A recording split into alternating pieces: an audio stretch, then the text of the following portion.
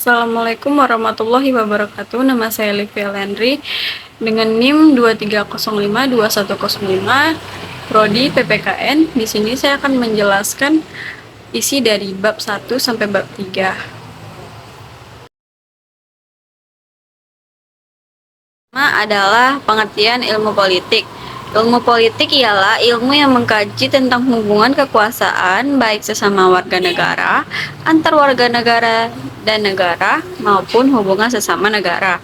Ilmu politik disebut juga sebagai ilmu pengetahuan sosial paling tua karena ilmu ini berkumpul dan berkembang sejak peradaban Yunani kuno. Yang kedua yaitu definisi ilmu politik. Definisi ilmu politik yakni yang pertama negara, yang kedua kekuasaan, yang ketiga pengambilan keputusan, yang keempat kebijakan, dan yang kelima pembagian atau alokasi. Pertama, negara. Negara merupakan suatu organisasi dalam suatu wilayah yang memiliki kekuasaan tertinggi yang sah dan ditaati oleh rakyatnya. Yang kedua, yaitu kekuasaan. Kekuasaan adalah kemampuan seseorang atau kelompok untuk mempengaruhi tingkah laku seseorang atau kelompok lain sesuai dengan keinginan si pelaku. Yang ketiga, yaitu pengambilan keputusan. Dalam kebijakan politik, pengambilan keputusan sebagai konsep pokok ilmu politik melibatkan keputusan-keputusan yang diambil secara kolektif dan mengikat seluruh warga masyarakat. Yang keempat yaitu kompromi dan konsensus. Menurut Bernard Crick dalam In Defense of Politics, karena konflik tidak bisa dihindari, maka saat kelompok-kelompok sosial dalam masyarakat yang bertentangan sama-sama memiliki kekuasaan, maka mereka tidak bisa dihancurkan begitu saja, tapi dapat dipecahkan melalui kompromi. Yang kelima yaitu pembagian dan alokasi. Pembagian dan alokasi yang dimasukkan adalah pembagian dan penjatahan nilai-nilai dalam masyarakat. Politik adalah pembagian dan mengalokasikan nilai-nilai secara mengikat. Bidang kajian ilmu politik menurut Andrew Haywood pada tahun 1997 dalam bukunya Politics, ilmu politik dibagi menjadi 4 bidang kajian. Pertama yaitu teori politik yang meliputi definisi politik, pemerintahan, sistem dan rezim, ideologi politik, demokrasi dan negara. 2. Bangsa-bangsa dan globalisasi meliputi bangsa dan nasionalisme, politik subnasional dan politik global. 3. Interaksi politik terdiri dari ekonomi dan masyarakat, budaya, politik, dan legitimasi perwakilan pemilu dan partisipasi dalam pemilu partai, politik dan sistem kepartaian kelompok kepentingan dan gerakan. 4. Pemerintahan yang meliputi konstitusi, hukum, dan yudikatif, lembaga legislatif dan eksekutif, birokrasi, militer, dan polisi. Yang kelima yaitu kebijakan dan kinerja meliputi proses kebijakan dan kinerja sistem.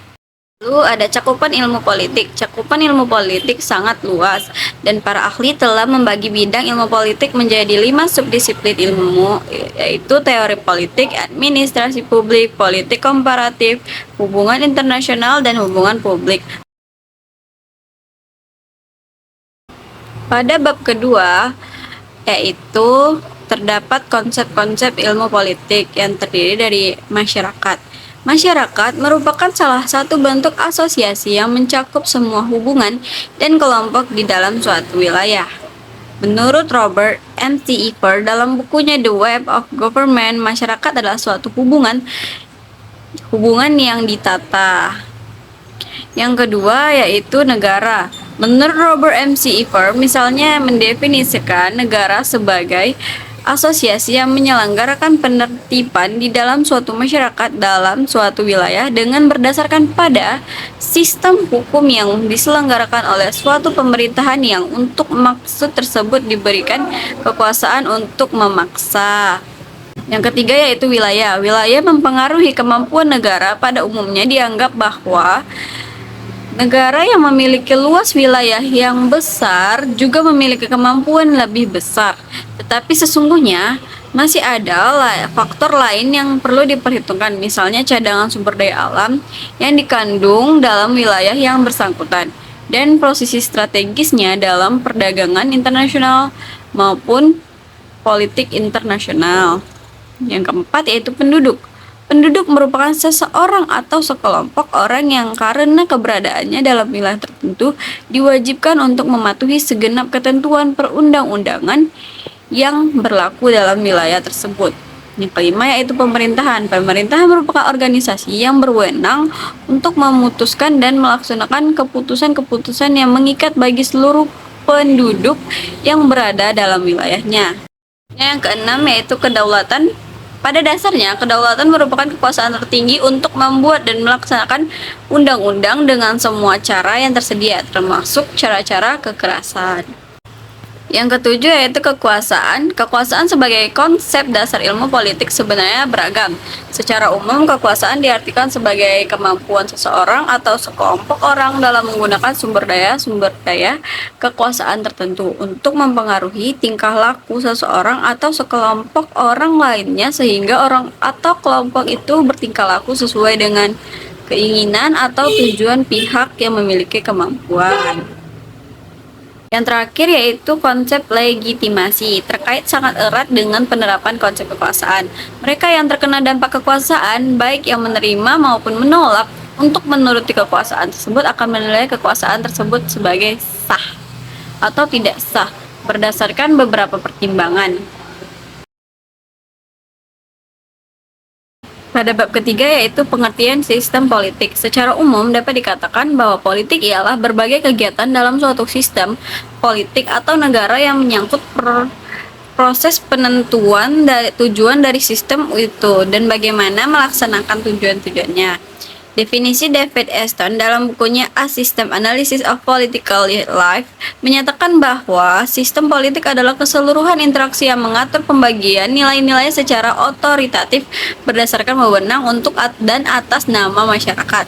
Sistem politik disebut juga sistem terbuka, sehingga terbuka pula bagi pengaruh yang berasal dari lingkungannya seperti sistem ekonomi, sistem budaya, dan sistem kepercayaan. Sistem politik terdiri dari bagian-bagian atau komponen-komponen yang saling bergantung satu sama lain, interdependen. Keseluruhan interaksi itu perlu diamati apabila seluruh organisme ingin dipahami. Untuk itu perlu diperhatikan bahwa setiap perubahan dalam suatu bagian dalam sistem akan berpengaruh terhadap keseluruhan sistem. Sistem juga bekerja dalam suatu lingkungan tertentu yang lebih luas dan ada perbatasan dengan sistem-sistem lain. Pada skema tersebut, proses dalam suatu sistem pada dasarnya dapat dijelaskan sebagai berikut. Dalam proses terkait adanya input dan output. Dalam situasi konkret seperti negara terdapat juga input dan output ini.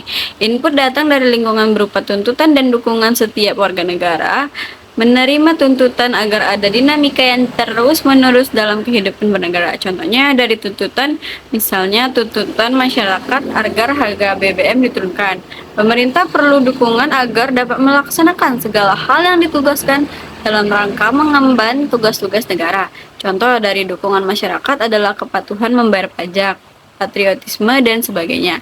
Setelah dia olah melalui proses politik, baik dukungan maupun tuntutan itu muncul dalam bentuk kebijakan pemerintahan yang mengikat output. Contoh, masyarakat menuntut perluasan kesempatan belajar. Input ini dikonversi oleh gatekeepers. Dalam hal ini adalah institusi-institusi perwakilan seperti parlemen politik dan kelompok-kelompok kepentingan menjadi ketentuan mengenai wajib belajar sebagai output. Namun karena sistem politik memiliki kecenderungan untuk selalu bertahan, persistence, maka kebijakan politik itu pun berperan sebagai tuntutan atau dukungan baru. Pola itu dikenal sebagai umpan balik atau feedback yang selanjutnya akan menjadi pertimbangan atau bahkan menentukan kebijakan politik yang datang kemudian. Sekian video presentasi materi ilmu politik dari saya, Livia Landry. Lebih dan kurang saya minta maaf. Sekian, terima kasih. Assalamualaikum warahmatullahi wabarakatuh.